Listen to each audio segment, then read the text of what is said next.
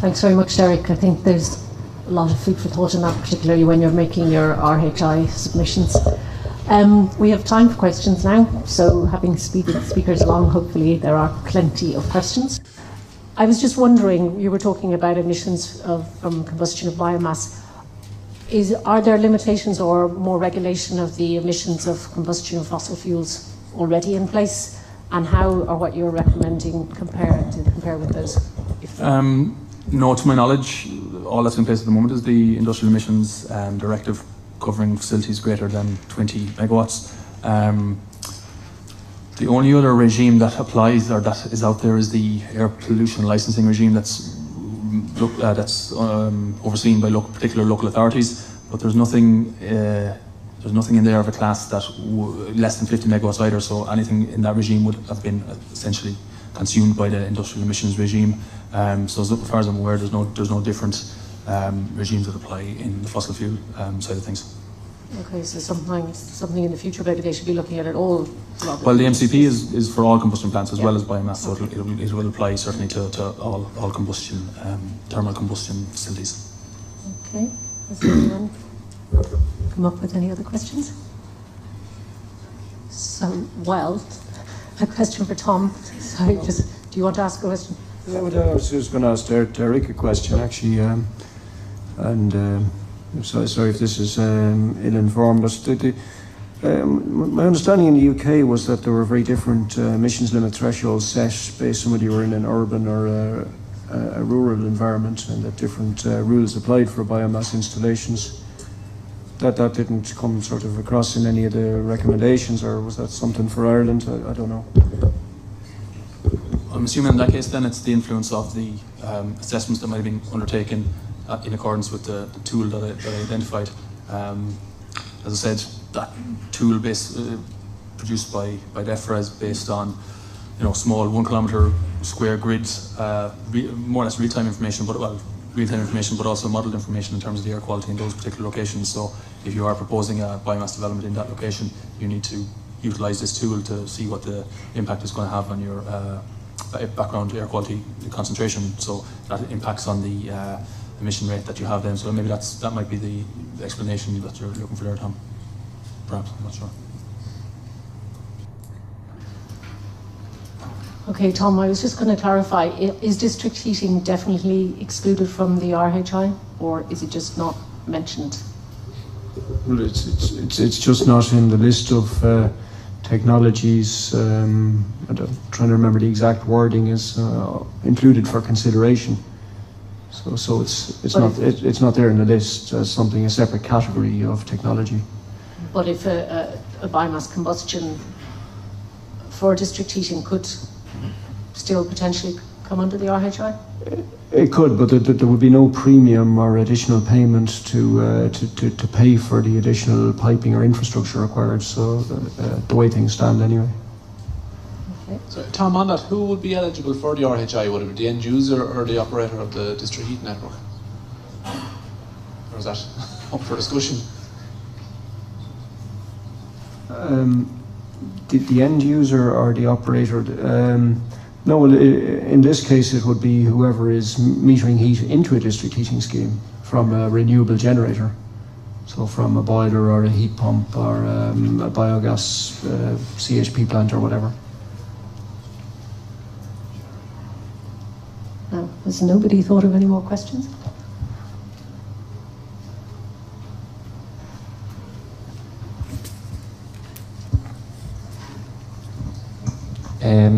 Just a question as regards emissions.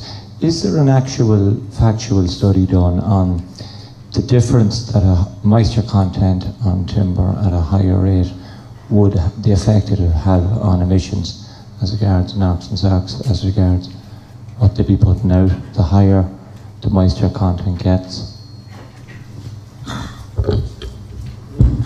Not to give a short answer, I'm sure there is, but I couldn't give you a specific reference off the top of my head. I'm not sure. I suppose on that, a lot of boilers and systems would meet the standards based on a certain moisture content, but they would fall outside it.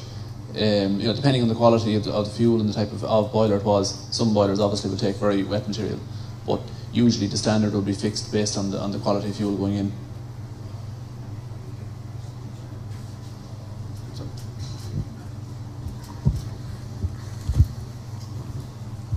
I'm a little confused here. When you're looking at biomass combustion emissions, included in that, is there pyrolysis or other gasification emissions, or is there another system proposed for those? I suppose in terms of the scope of what we looked at was primarily woody biomass. Really was the I suppose the information sources and the sector that we looked at in terms of the technical literature review. In terms of, you're asking in terms of would different ELVs apply in the instances of pyrolysis? Again, I'd have to check and see how pyrolysis is classified in terms of combustion within the MCP directive, for example, or the IE directive. I don't know off the top of my head, but I suppose it's certainly, if there's combustion associated with the pyrolysis process, one would assume that it will come under the scope of the IE or the MCP when in place. Okay. Peter Denny from UCC. Tom, a question with regards to the costs of district heating.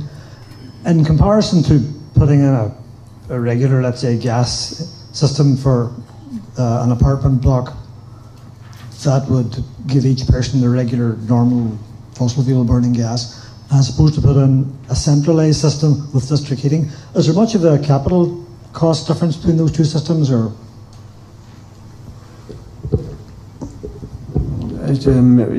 Yes, there is. Yeah.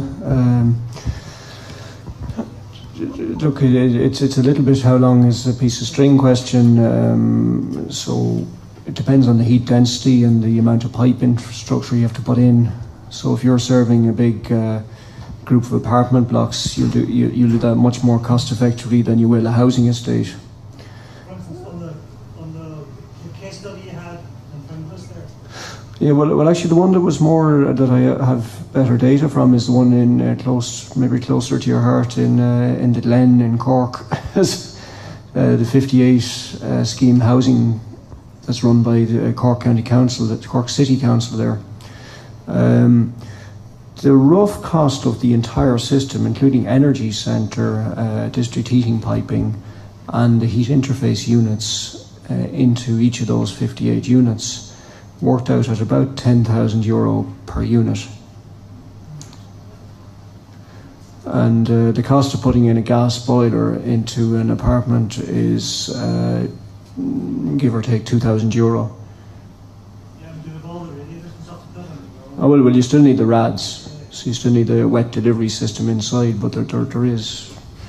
If you're just dealing with the heat interface unit, that's actually sort of comparable or a little bit dearer than the gas boiler unit. So it actually looks very much like a wall-mounted gas boiler, and you know they would be installed for like €3,000-4,000 kind of cost. There's a whole range of different types available, but that's just an order of magnitude or a flavour of the costings. Okay, one more question. Yeah. Well, I can just maybe add a bit of a further comment because I can't help it. But just to say that the whole principle of district heating doesn't work if you're talking about a boiler and a boiler comparison usually. So if you're looking at a gas boiler into a district heating system versus a gas boiler in your house, it generally won't stack up.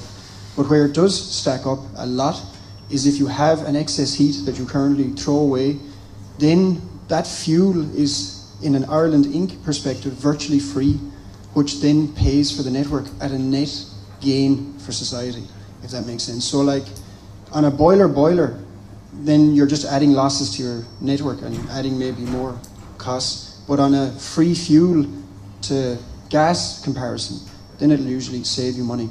And just in relation to the RHI, the really big danger I can see with excluding, let's say, district heating from the list of technologies is maybe not the network, but it's this excess heat being excluded.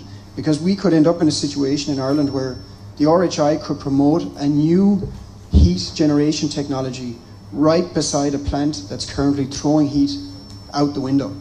And then that's a huge missed opportunity to have, instead of supplemented renewable heat to supplement sustainable heat, which is just using the excess heat beside you. Thanks very much for that. I think we'll finish up now. I'd just like to thank Tom and Derek for informing us about the research they've been doing, and thank Herbia for organising the applications and the SAI for funding them. I think you have about 15 minutes for coffee.